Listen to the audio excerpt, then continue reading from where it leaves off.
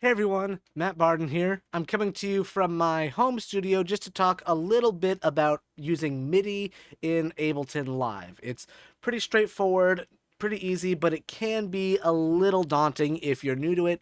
So let's do that. But before we hop in, just remember all the YouTube stuff everyone likes. If you enjoy the video, like, comment, subscribe, all this stuff.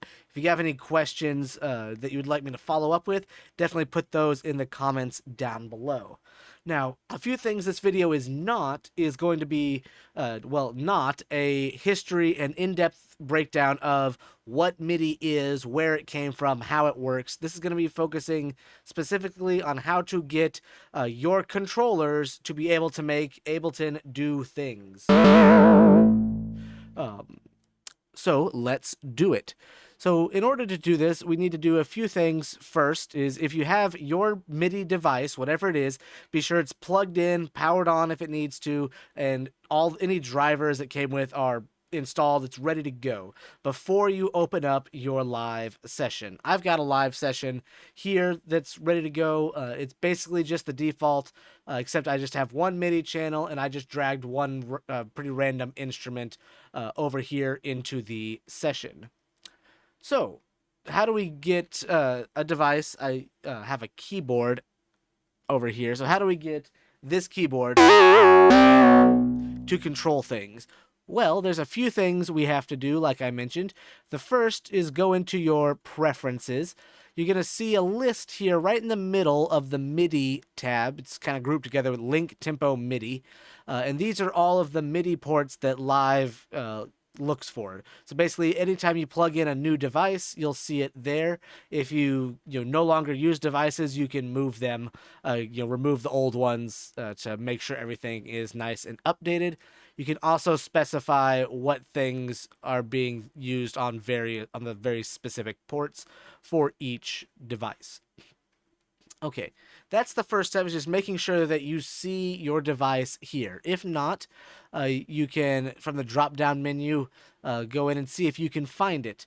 This is a list of a lot, again, you can see a lot of them, of the more commonly used and manufactured MIDI controllers made by a bunch of different companies and brands. So you'll more than likely find yours here, unless your thing is brand new or super niche.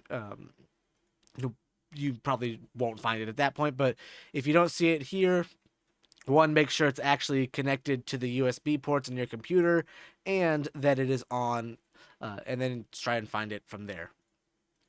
From that point, it kind of branches off. So, and what I mean by that is that a lot of controllers are designed to have a specific DAW that they work well with. I've got on my desk, for the sake of this video, my launch pad. I've got again this keyboard and a few other ones. You saw the list there, but they're all designed for different things, and several of mine are designed to work with Studio One. This Launchpad is designed to work with Ableton. This keyboard works with whatever. I'm going to keep doing that. If your device is designed to work with Ableton, it'll usually say that where you bought it. I don't know what you have, so I can't give you a definitive answer on this, but a lot of times it will just be plug and play at that point. Like I've just plugged in my Launchpad and now I'm using it to control this synthesizer.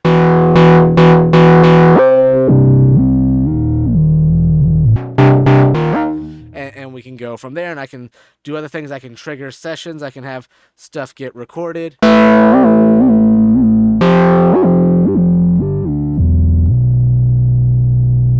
And so on. I can set up all of these different things.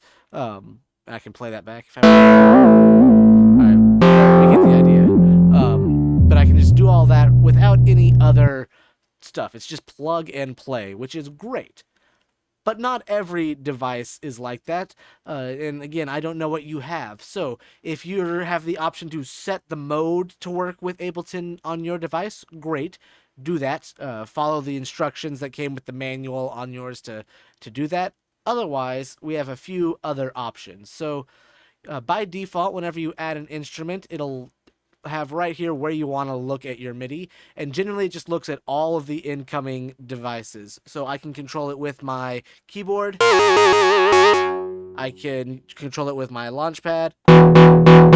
If I had my Atom plugged in right now, I could control it with there. Just all MIDI devices. You can change this by looking at just a specific one. So if I wanted to look at my big MIDI keyboard over here, it'll look there, but it's no longer looking at my launch pad that I am hitting buttons on to try and play notes like I was before. So it's looking only at specific ones. So this can be very useful if you have multiple MIDI devices that are used for different things. You can have it look at everything or other certain ones. So that's the first part of this. And the next part is how we can manually map things in our live sessions to our controllers here. So if we were to look at my Atom SQ, which I just have right here, it's got a bunch of knobs on it, and it does have an Ableton Live mode for working with Live. But if it didn't, what we could do with your controller, is what I'm getting at here, is that we can manually map any knobs and buttons and anything on our controllers to just about whatever we want in Studio One. I keep saying Studio One. I usually teach that. I should put a counter on the bottom of my screen. In Ableton Live. This is live. To do that, if you look up here at the top right of the screen, there's some buttons. There's this one that says key and this one that says MIDI. There's also a keyboard and a little pin icon. We're focusing on the one that says MIDI. So if you click on this, it opens up the MIDI mappings and a lot of stuff gets turned blue. And what this means is we can basically select what we want, and then we can, to adjust, and we can then map it by moving that knob or slider or, pressing that button or key on the keyboard. So to do that, let's say I've got right here the volume for this track. I can, click on that, and then this keyboard has some little two-dimensional joysticks, so I could try moving that. Why didn't you go?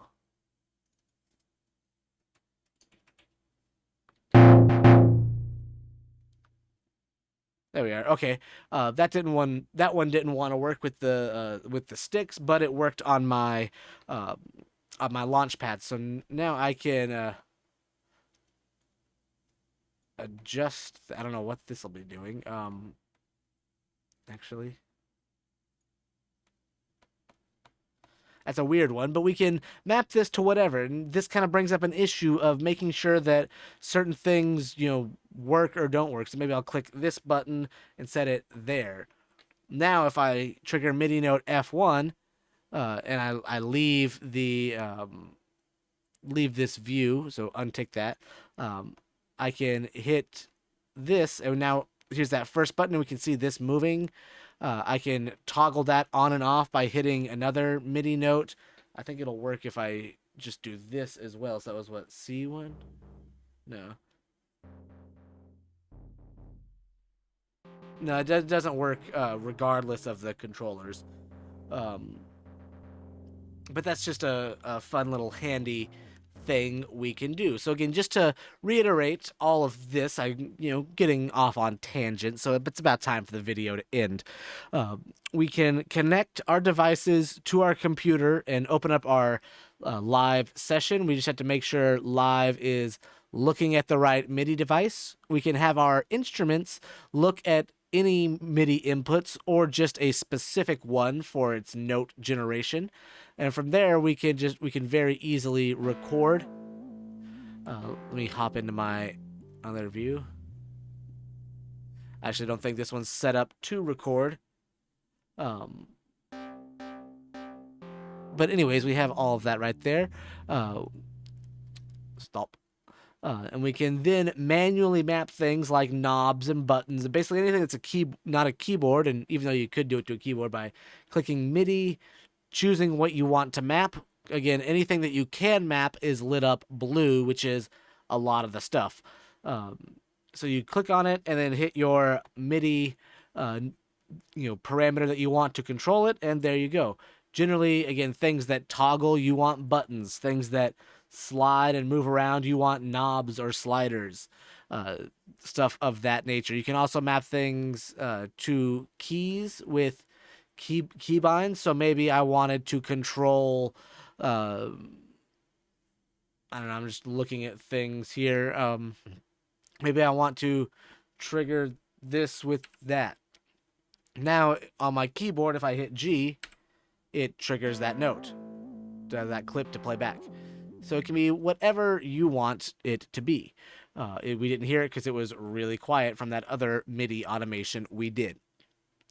And that's pretty much it in a nutshell. Definitely try this out. Again, I don't know what devices you might be using, so hopefully this was helpful. I tried to make it as general as possible, but if you have any specific questions or concerns, definitely put those down in the link, down in the comments below.